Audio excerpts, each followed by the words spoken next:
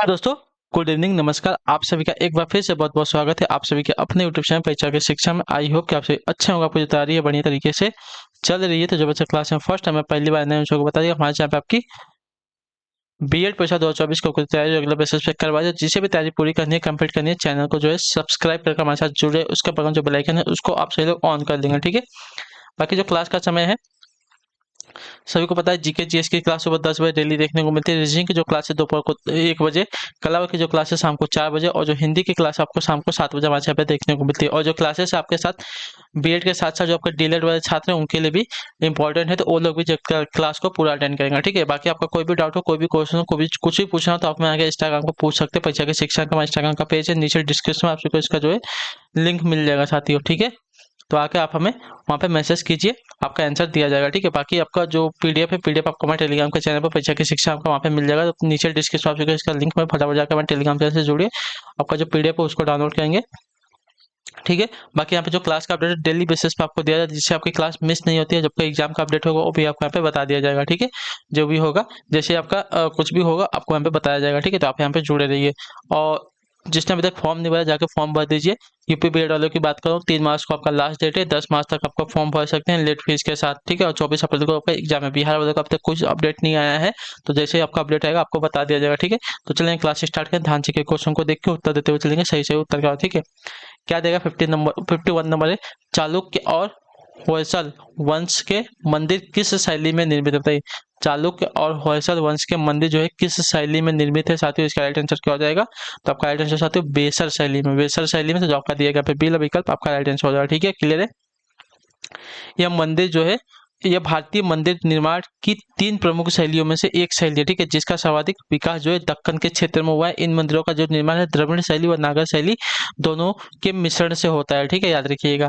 अगले क्वेश्चन में आपका देखें 52 नंबर, बताइएगा राइट आंसर क्या? भारत में डचों की व्यापारिक पराजय का क्या कारण था? बताइए, भारत में डचों की व्यापारिक पराजय का क्या कारण था साथियों? इसका सही उत्तर क्या हो जाएगा?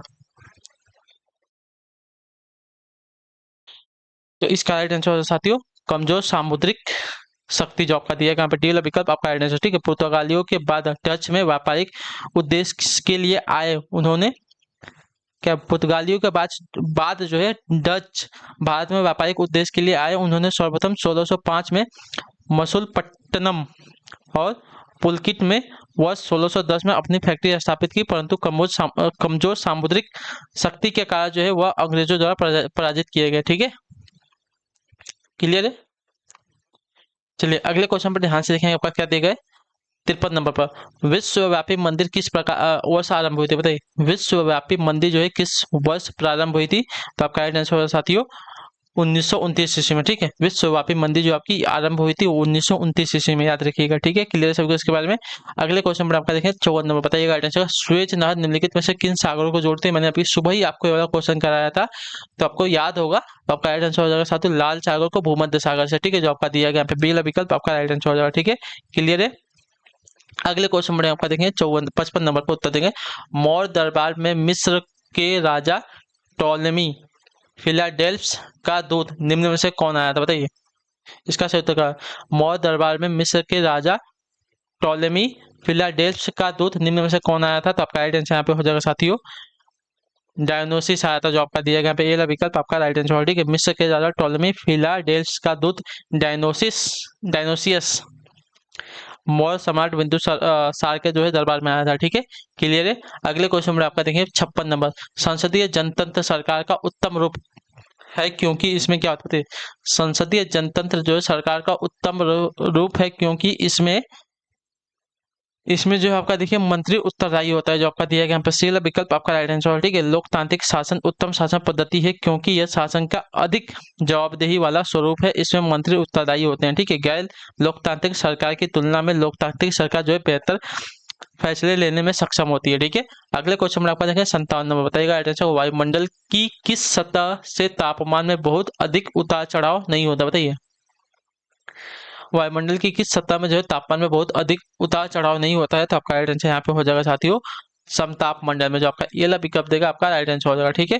क्लियर सभी को। वायुमंडल की दूसरी परत जो है समताप मंडल में तापमान स्थिर रहता है, अर्थात तापमान में बहुत अधिक उतार चढ़ाव नहीं होता है। यह परत जो है 50 किलोमीटर तक फैली हुई है, वह जलवाष्प की कमी के कारण शुष्क होती है। ठीक है, अगले क्वेश्चन में आपका देखेंगे 58 नंबर, उत्तर दीजिएगा राइट आंसर का। निम्न में बुद्ध चरित्र के लेखक कौन है, बताइए।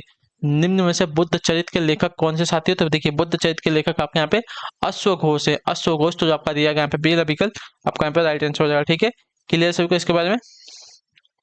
इस महाकाव्य में गौतम बुद्ध की जीवनी वर्णित है। ठीक है, अगले क्वेश्चन में आपका देखिए 59 नंबर, बखर क्या है, बताइए बखर क्या है साथियों। इसका सही उत्तर क्या है, देखिए बखर जो है इतिहास रचना के वर्णनात्मक साधन है। ठीक है, जो आपका दिया गया यहाँ पे ये वाला ऑप्शन आपका राइट आंसर हो जाएगा। ठीक है, क्लियर। मराठी इतिहासकारों द्वारा इतिहास रचना के वर्णनात्मक साधन को जो है बखर कहते हैं। ठीक है, यह मध्यकालीन मराठी साहित्य की प्रारंभिक विधाओं में से एक है। ठीक है, बखरा बखरों की मुख्य विशेषता यह है कि वे गद्य में लिखे गए थे। ठीक है, अगले क्वेश्चन में आपका देखेंगे 60 नंबर, बताइएगा सही उत्तर का। निम्नलिखित में से किसने कहा है कि संसदीय लोकतंत्र की कीमत नौकरशाही है, बताइए किसने कहा है कि संसदीय लोकतंत्र की कीमत आपकी नौकरशाही है, तो आपका राइट आंसर होगा हर्बर्ट मॉरिसन ने। जो आपका दिया गया यहाँ पे ये विकल्प आपका राइट आंसर होगा। ठीक है, हर्बर्ट मॉरिसन ने कहा है कि संसदीय लोकतंत्र की कीमत आपकी नौकरशाही है, तो जो आपका ये ऑप्शन देगा आपका यहाँ पे राइट आंसर हो जाएगा। ठीक है, क्लियर सभी को। चलिए अगले क्वेश्चन में आपका देखें 61 नंबर, बताइएगा राइट आंसर होगा। ध्यान से देखिएगा उत्तर जी का सही उत्तर का। निम्नलिखित में से किसके प्रयासों द्वारा मद्रास प्रेसिडेंसी में देवदासी प्रथा का उन्मूलन हुआ, बताइए निम्नलिखित में से किसके प्रयासों द्वारा मद्रास प्रेसिडेंसी में देवदासी प्रथा का उन्मूलन हुआ है, तो आपका राइट आंसर साथियों मुथु लक्ष्मी के। जो आपका दिया यहाँ पे ये विकल्प आपका राइट आंसर हो जाएगा। ठीक है, मुथु लक्ष्मी के प्रयासों के कारण जो है मद्रास प्रेसिडेंसी में देवदासी प्रथा का उन्मूलन हुआ था। ठीक है, क्लियर है। अगले क्वेश्चन पढ़ेंगे, ध्यान से देखें आपका 62 नंबर, बताइएगा राइट आंसर का। बुद्ध और उनका धम्म, बुद्ध और उनका धम्म शीर्षक ग्रंथ के लेखक कौन है, तो इसका राइट आंसर आपका हो जाएगा बी.आर. अम्बेडकर। जो आपका दिया गया यहाँ पे डी वाला विकल्प आपका राइट आंसर हो जाएगा। ठीक है, बुद्ध और उनका धम्म शीर्षक ग्रंथ के लेखक जो आपके डॉक्टर बी.आर. अम्बेडकर है, तो जो आपका दिया गया यहाँ पे डी वाला विकल्प आपका यहाँ पे राइट आंसर हो जाएगा। ठीक है, अगले क्वेश्चन में आपको देखें 63 नंबर, क्या देगा, रीज रेखाओं पर श्रम व पूंजी की सीमांत उत्पादकता सदा क्या होती है, बताइए रीज रेखाओं पर श्रम व पूंजी की सीमांत उत्पादकता क्या होती है, धनात्मक होती है, ऋणात्मक होती है, शून्य होती है, इनमें से कुछ नहीं होती है, तो आपका राइट आंसर हो जाएगा साथियों आपकी शून्य होती है। जो आपका दिया गया यहाँ पे सी वाला विकल्प आपका राइट आंसर है। ठीक है, रीज रेखाओं पर श्रम व पूंजी की सीमांत उत्पादकता सदा आपकी शून्य होती है, तो जो आपका दिया गया सी वाला ऑप्शन आपका यहाँ पे राइट आंसर हो जाएगा। ठीक है, क्लियर सभी को इसके बारे में। अगले क्वेश्चन में आपको देखें 64 नंबर, ध्यान से देखिएगा, बताइएगा राइट आंसर। समिति द्वारा उच्च पदस्थ लोक सेवाओं के वर्तमान प्रचलित वार्षिक गोपनीय प्रतिवेदन के स्थान पर कार्य प्रदर्शन मूल्यांकन के आधार पर पदोन्नति की सिफारिश की थी, किसने, बताइए समिति द्वारा उच्च पद लोक सेवाओं के वर्तमान प्रचलित वार्षिक गोपनीय प्रतिवेदन के स्थान पर कार्य प्रदर्शन मूल्यांकन के आधार पर पदोन्नति की सिफारिश की थी, किसने, तो आपका राइट आंसर हो जाएगा साथियों यहाँ पे सुरेंद्र नाथ समिति ने। ठीक है, जो आपका दिया गया यहाँ पे सी वाला विकल्प आपका राइट आंसर हो जाएगा। ठीक है, क्लियर है। इस समिति की अध्यक्षता जो सुरेंद्र नाथ बनर्जी ने की थी। ठीक है, क्लियर है।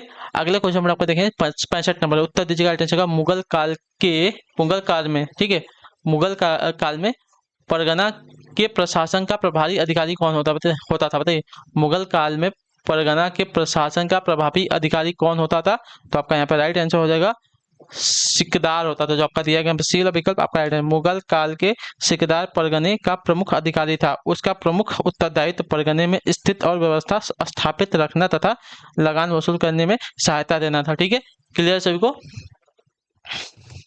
अगला क्वेश्चन देखें 66 नंबर, ध्यान से देखिएगा, उत्तर देगा। भूमि की एक संकरी पट्टी जो बड़े भूखंडों को जोड़ती है उसे जाना जाता है किस रूप में, द्वीप के रूप में, जल संधि के रूप में, भू संधि के रूप में, खाड़ी के रूप में, तो यहाँ पे राइट आंसर हो जाएगा साथियों उसको जो है भू संधि के रूप में जाना जाता है। ठीक है, जो आपका दिया गया सी वाला विकल्प आपका राइट है। भूमि की एक संकरी पट्टी जो बड़े भूखंडों को जोड़ती है उसे जो है आपका देखिए भू संधि के रूप में जो है जाना जाता है। ठीक है, क्लियर है। अगला क्वेश्चन देखिए आपका 67 नंबर, बताइएगा सही उत्तर का। ध्यान से देखिए, निम्नलिखित में से कौन जो है सार्वभौम वयस्क मताधिकार में प्रबल विरोधी में से एक था, बताइए, तो आपका राइट आंसर साथियों जे.एस. मिल यानी कि जॉन स्टुअर्ट मिल। जो आपका दिया गया यहाँ पे बी वाला विकल्प आपका राइट आंसर होगा। ठीक है, जॉन स्टुअर्ट मिल जो है सार्वभौमिक वयस्क मताधिकार के प्रबल विरोधियों में से एक था। ठीक है, उसके अनुसार मताधिकार को सार्वभौमिक बनाने से पहले सभी को अनिवार्य शिक्षा प्रदान करनी चाहिए। उन्होंने यह जो है बहुल या गुणवत्ता मतदान का समर्थन किया था। ठीक है, अगले क्वेश्चन में आपका देखेंगे 68 नंबर, उत्तर दीजिएगा। 1861 ईस्वी में आगरा में राधा स्वामी सत्संग की स्थापना किसने की थी, बताइए। 1961 ईस्वी में आगरा में राधा स्वामी सत्संग की स्थापना किसने की थी, तो आपका यहाँ पे सही उत्तर हो जाएगा स्वामी शिवदयाल सिंह ने, जो आपका दिया गया यहाँ पे सी वाला विकल्प आपका सही उत्तर हो जाएगा। ठीक है, शिवदयाल सिंह ने जो है आपका 1861 ईस्वी में आगरा में राधा स्वामी सत्संग की स्थापना की थी। ठीक है, अगले क्वेश्चन में आपका देखेंगे 69 नंबर, बताइएगा आइटम होगा निम्नलिखित में से कौन सी एक विशेषता जो है राज्यों के पुनर्गठनों में से नहीं है। तो देखिए आपका राइट आंसर हो जाएगा साथियों यहाँ पे अविनाशी, जो आपका दिया गया यहाँ पे ये विकल्प आपका राइट आंसर। अविनाशी जो है राज्यों के पुनर्गठन की विशेषता नहीं है। ठीक है, भारतीय संविधान के अनुच्छेद 3 में नए राज्यों का निर्माण और वर्तमान राज्यों के क्षेत्रों, सीमाओं या नामों में परिवर्तन से संबंधित प्रावधान किए गए थे। ठीक है, याद रखिएगा। अगले क्वेश्चन बढ़ेंगे, आपका देखेंगे 70 नंबर, ध्यान से देखिएगा, बताइएगा निम्नलिखित में से कौन जो है मैग्नीज के उत्पादन के लिए महत्वपूर्ण है, बताइए। निम्नलिखित में से कौन जो होगा मैग्नीज के उत्पादन के लिए महत्वपूर्ण है, तो मैग्नीज के उत्पादन के लिए महत्वपूर्ण आपका यहाँ पे देखिए बालाघाट है, जो आपका दिया गया यहाँ पे बी वाला विकल्प आपका आइडेंटिफाई हो जाएगा। ठीक है, मध्य प्रदेश के बालाघाट को जो है मैग्नीज का सबसे बड़ा स्रोत माना जाता है। ठीक है, क्लियर है। अगले क्वेश्चन में आपका 71 नंबर, बताइएगा आइडेंटिफाई काल्डेरा स्थलाकृति निम्नलिखित में से किससे संबंधित है, बताइए। काल्डेरा स्थलाकृति निम्नलिखित में से किससे संबंधित है, इसका सही उत्तर क्या होता है, इसका राइट आंसर हो जाएगा साथी आपका ज्वालामुखी क्रिया से, जो आपका दिया गया यहाँ पे बी वाला विकल्प आपका राइट आंसर हो जाएगा। ठीक है, काल्डेरा स्थलाकृति जो आपका देखिए ज्वालामुखी क्रिया से संबंधित जो आपका दिया गया बी वाला विकल्प आपका राइट आंसर। अगला क्वेश्चन 72 नंबर, ध्यान से देखिएगा, बताइएगा राइट आंसर निम्नलिखित में से कौन जो है लोकतंत्र के आदर्श परक सिद्धांत का प्रतिपादक है, बताइए। निम्नलिखित में से कौन जो है लोकतंत्र के आदर्श परक सिद्धांत का प्रतिपादक है, तो आपका यहाँ पर सही उत्तर हो जाएगा मैकफर्सन जो आपका देखिए आदर्श परक सिद्धांत का प्रतिपादक है, जो आपका डी वाला विकल्प देगा आपका राइट आंसर हो जाएगा। ठीक है, क्लियर है। मैकफर्सन के अनुसार सच्चा लोकतांत्रिक समाज मनुष्यों की सृजनात्मक शक्ति और सामाजिक सहयोग को बढ़ावा देगा, केवल उपयोगिता या संतुष्टि का अधिकतम विस्तार नहीं करेगा। ठीक है, क्लियर है। अगले क्वेश्चन में आपका देखेंगे 73 नंबर, क्या देगा भारत के किस भाग से जो है खड़िया जनजाति के लोगों का संबंध लगते हैं, बताइए। भारत के किस भाग से खड़िया जनजाति के लोग जो संबंध रखते हैं, तो आपका यहाँ पर सही उत्तर हो जाएगा साथी छोटा नागपुर से, जो आपका दिया गया यहाँ पे ये वाला विकल्प आपका राइट आंसर हो जाएगा। ठीक है, क्लियर है। यह जनजाति जो आपका देखिए उड़ीसा, पश्चिम बंगाल, झारखंड व छत्तीसगढ़ में पाई जाती है। इस जनजाति की 3 शाखाओं में विभाजित किया गया। ठीक है, पहाड़ी खाड़िया, दूध खाड़िया और ढेलकी खाड़िया। ठीक है, तो छोटा नागपुर यहाँ पे जो दिया गया आपका यहाँ पे राइट आंसर हो जाएगा। ठीक,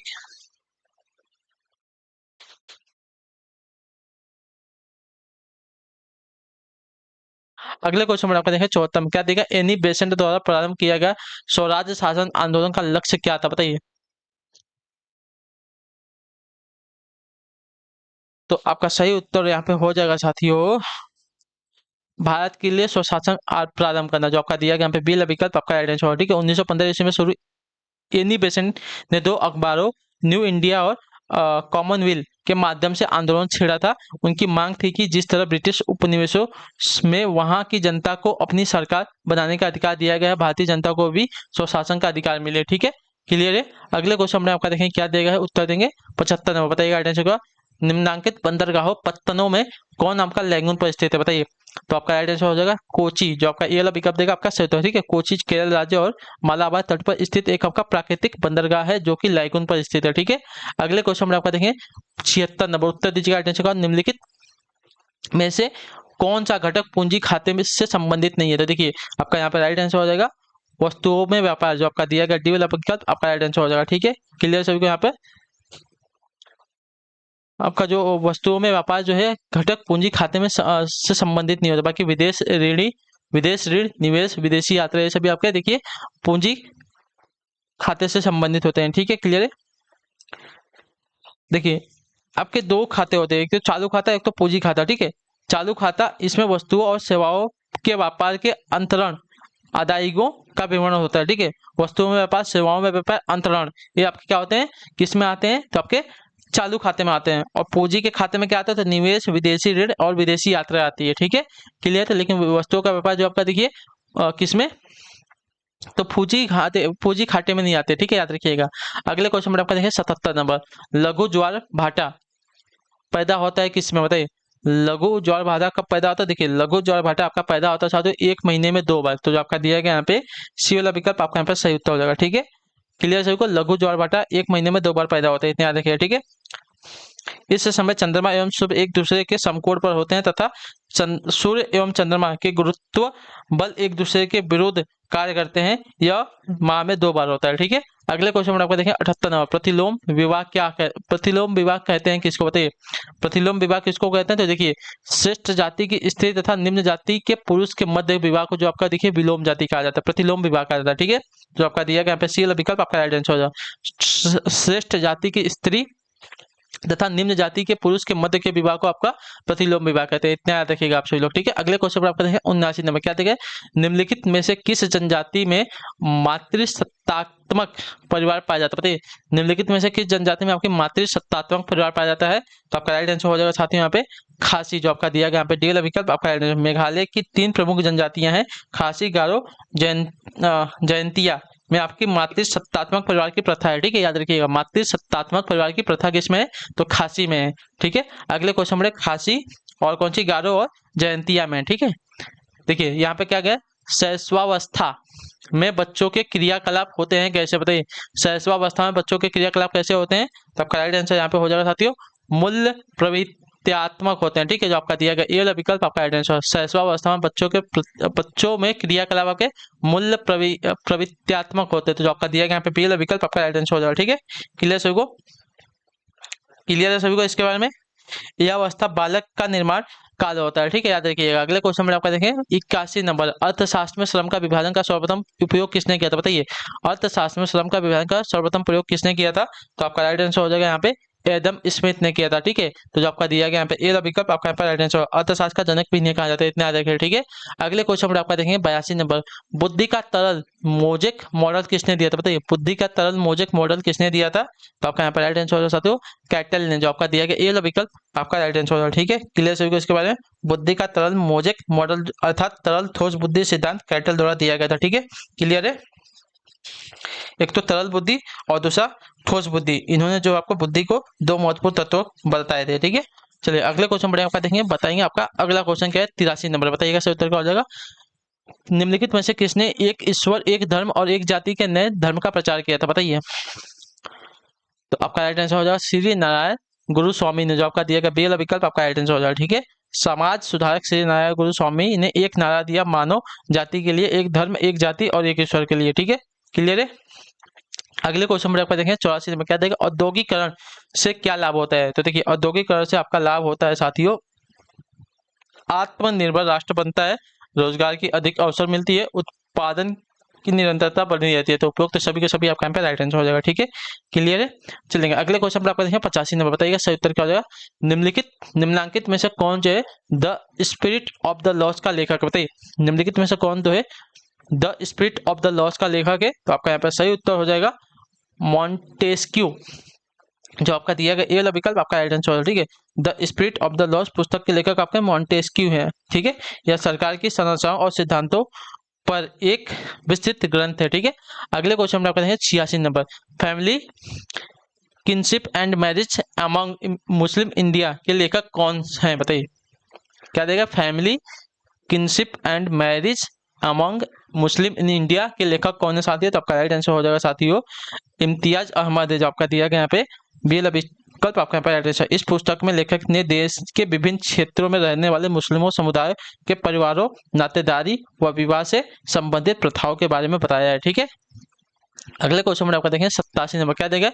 आदेश की एकता अवधारणा निम्नांकित में से किस सिद्धांत की पूरक? बताइए, आदेश की एकता अवधारणा निम्नांकित में से किस सिद्धांत की पूरक है? तो आपका यहाँ पर सही उत्तर साथियों सोपानिक बंद की, तो दिया गया सी वाला विकल्प आपका यहाँ पर राइट आंसर होगा। ठीक है, आदेश की एकता अवधारणा सोपानिक बंद सिद्धांत की पूरक है। ठीक है, आदेश की एकता सिद्धांत के अनुसार किसी भी कर्मचारी को एक ही अधिकारी द्वारा आदेश दिया जाए तथा उसका उत्तरदायित्व भी एक ही कर्मचारी के प्रति तय हो। ठीक है, इस अवधारणा के प्रमुख प्रतिपादक हेनरी फेलो और पिफनर व प्रेस्थप से। ठीक है, अगले क्वेश्चन में आपका 88 नंबर क्या देगा, रुचि वह प्रवृत्ति है जिसमें हम किसी व्यक्ति वस्तु या क्रिया की ओर ध्यान देते हैं, उससे आकर्षित होते हैं या संतुष्टि प्राप्त करते हैं। यह कथन किसका है? तो आपका राइट आंसर हो जाएगा साथियों आपके क्या देगा, वह रुचि वह प्रवृत्ति है जिसमें हम किसी व्यक्ति वस्तु या क्रिया की ओर ध्यान देते हैं और उससे आकर्षित होते हैं या संतुष्टि प्राप्त करते हैं। यह कथन किसका है? तो जेपी गिलफोर्ड का है। तो जो आपका दिया गया यहाँ पे ए वाला विकल्प आपका यहाँ पे राइट आंसर हो जाएगा। ठीक है, क्लियर है। अगले क्वेश्चन पढ़ेंगे ध्यान से, आपका 79 उदारीकरण से आशय क्या, बताइए। उदारीकरण से आशय है क्या? तो देखिए, उदारीकरण से आशय है आपका नियंत्रित अर्थव्यवस्था के अनावश्यक प्रतिबंधों को हटाना। तो जो आपका दिया गया बी विकल्प आपका यहाँ पे राइट आंसर हो जाएगा। ठीक है, क्लियर है सभी को। उदारीकरण का तात्पर्य है नियंत्रित अर्थव्यवस्था के अनावश्यक प्रतिबंधों को हटाना। ठीक है, यह आर्थिक सुधार की दिशा में उठाया गया एक प्रमुख कदम है। इसका कृषि, उद्योग तथा सेवा तीनों क्षेत्रों में अनुकूल प्रभाव दिखता है। ठीक है, अगले क्वेश्चन में आपका देखें 90 नंबर, उत्तर दीजिएगा। किसने कहा था कि समायोजन एक प्रक्रिया है न कि एक अवस्था? बताइए, किसने कहा था कि समायोजन एक प्रक्रिया है न कि एक अवस्था? तो आपका राइट आंसर हो जाएगा साथियों, ये जो कहा था आपका स्ट्रेंग ने कहा था। स्ट्रेंग ने, जो आपका दिया गया सी विकल्प आपका यहाँ पर राइट आंसर हो जाएगा। ठीक है, रूथ स्ट्रेंग ने कहा था, इतना याद रखिएगा। ठीक है, कि समायोजन एक प्रक्रिया है न कि एक अवस्था। ठीक है, अगले क्वेश्चन में आपका 91, समाज सामाजिक संबंधों का जाल है। यह कथन किसका है? तो समाज सामाजिक संबंधों का जाल है, मैकाइवर और पेज का कथन है। ठीक है, तो दोनों का जो दिया गया है ए विकल्प आपका यहाँ पर राइट आंसर हो जाएगा। ठीक है, क्लियर है। अगले क्वेश्चन पर आपका देखें 92 नंबर, अनुभववाद का सिद्धांत किसने प्रतिपादित किया? बताइए, अनुभववाद का सिद्धांत किसने प्रतिपादित किया? तो आपका राइट आंसर हो जाएगा यहाँ पे जॉन लॉक ने, जो आपका दिया गया डी वाला विकल्प आपका राइट आंसर। ठीक है, अनुभववाद का सिद्धांत किसने प्रतिपादित किया था? तो जॉन लॉक, याद रखिएगा। अगले क्वेश्चन पर आपका देखें 93 नंबर, क्या देगा ध्यान से देखो उत्तर, पृथ्वी के आंतरिक संरचना में कोर का निर्माण निम्न में से किन तत्वों के द्वारा हुआ है? तो आपका राइट आंसर हो जाएगा साथियों सेल के द्वारा, जो आपका दिया गया ए वाला विकल्प आपका राइट आंसर हो जाएगा। ठीक है, क्लियर है। सिलिका तथा एल्युमिनियम, ठीक है, सिलिका तथा एल्युमिनियम के द्वारा जो है पृथ्वी के आंतरिक संरचना कोर का जो है निर्माण हुआ है, इतने याद रखिए। ठीक है, सिलिका तथा एल्युमिनियम के द्वारा। ठीक है, अगले क्वेश्चन का देखें 94 नंबर, बताइएगा राइट आंसर। निम्नलिखित में से किस दार्शनिक ने प्रश्नावली विधि प्रस्तावित की थी? बताइए, निम्नलिखित में से किस दार्शनिक ने जो आपकी प्रश्नावली विधि प्रस्तावित की थी? तो आपका राइट आंसर हो जाएगा साथियों आपके सुकरात ने, जो आपका दिया गया बेल विकल्प आपका राइट आंसर हो जाएगा। ठीक है, क्लियर सभी को इसके बारे में चलेंगे। अगले क्वेश्चन पर आपका उत्तर देंगे, राइट आंसर हो जाएगा 95 नंबर, निम्नलिखित में से कौन सा सीखने का नियम नहीं है? तो सीखने का नियम यहाँ पे कौन सा नहीं है? तो सीखने का नियम जो देगा तनाव का नियम, तनाव का नियम आपका सीखने का नियम है। कि तत्परता का नियम, प्रभाव का नियम, अभ्यास का नियम, ये सभी आपके सीखने के नियम है। ठीक है, याद रखिएगा। अगले क्वेश्चन में आपका देखें 96 नंबर, ध्यान से देखिएगा, बताइएगा निम्नलिखित में से किसने जो है उपदेश सहस्त्री पुस्तक लिखी है? बताइए, निम्नलिखित में से किसने जो आपका उपदेश सहस्त्री पुस्तक लिखी है? तो आपका यहाँ पे राइट आंसर हो जाएगा आदि शंकराचार्य, जो आपका ये विकल्प देगा आपका राइट आंसर हो जाएगा। ठीक है, क्लियर सभी को। चलिए अगले क्वेश्चन में आपको देंगे 97 नंबर, उत्तर देंगे कौन से गुण अच्छे मानसिक स्वास्थ्य के नहीं है? बताइए, कौन से गुण जो है अच्छे मानसिक स्वास्थ्य के नहीं है? तो आपका राइट आंसर हो जाएगा साथियों बहुत विनीत, स्वयं में सीमित। ठीक है, अच्छा मानसिक स्वास्थ्य एक प्रकार का सामाजिक व्यवहार होता है जिसके द्वारा बालक सभी स्तरों जैसे कि सामाजिक, मानसिक एवं शैक्षिक स्तरों में समायोजन कर लेता है। उसमें उसे जो है बहुत विनीत तथा स्वयं में सीमित नहीं होना चाहिए। अच्छे मानसिक स्वास्थ्य के लिए नियमित जीवन, संवेगात्मक परिपक्वता, आत्मविश्वास, सहनशीलता, वास्तविकता की स्वीकृति तथा स्वयं मूल्यांकन की योग्यता जैसे गुण होने चाहिए। ठीक है, अगले क्वेश्चन में आपका देखेंगे 98 नंबर, उत्तर देंगे निम्न में से कौन सा युग में भारतीय दर्शन की 6 प्रणालियों का हिस्सा नहीं है? तो आपका आंसर साथियों लोकायता और कपालिका। ठीक है, ये आपके भारतीय दर्शन की 6 प्रणालियों का हिस्सा नहीं, मीमांसा, वेदांता, न्याय, वैशिक, सांख्य और योग, ये आपकी 6 प्रणालियां है भारतीय दर्शन की, याद रखिएगा। ठीक है, अगले क्वेश्चन में आपका देखेंगे 99 नंबर, क्या देगा इनमें से किसे जो आपका सुजनन शास्त्र का पिता कहा जाता है? इनमें से किसे जो आपका सुजनन शास्त्र का पिता कहा जाता है? तो आपका राइट आंसर हो जाती हो गाल्टन को, जो आपका दिया गया पीएल विकल्प आपका राइट आंसर हो जाएगा। ठीक है, क्लियर सभी को। इसके बाद गाल्टन को जो सुजनन शास्त्र का पिता कहा जाता है। अगले क्वेश्चन में आपका 100 नंबर है, ध्यान से देखिएगा, उत्तर देगा योग के संबंध में भारतीय दर्शन के किस मत में प्रकृति स्वयं पर परम सत्य के सिद्धांत के रूप में एक अलग रहती है और केवल पुरुष की उपस्थिति में क्रियाशील और स्वेवार्थ उपलब्ध रहती है? यह कथन किसका है? नहीं, यह किसमें कहा गया है ना, किस दर्शन में कहा गया है, तो जो कहा गया आपका देखिए सांख्य दर्शन में, ठीक है।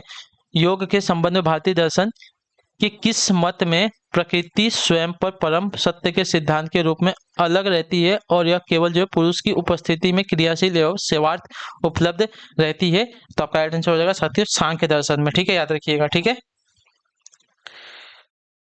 तो इसी के साथ जो आपकी क्लास है साथियों आज की यहीं पे कंप्लीट होती है। आई होप कि जो आपकी क्लास है आपको अच्छी लगी, अच्छी क्लास को लाइक करें, चैनल को सब्सक्राइब और हमें जो है कमेंट में अपनी राय क्लास के बारे में जरूर दें, आपको क्लास कैसी लगी। तो हम आपसे मिलेंगे आपकी अगली क्लास में, तब तक के लिए टाटा बाय बाय, जय हिंद, जय भारत। आपसे क्लास से जुड़ने के लिए बहुत बहुत ही धन्यवाद साथियों।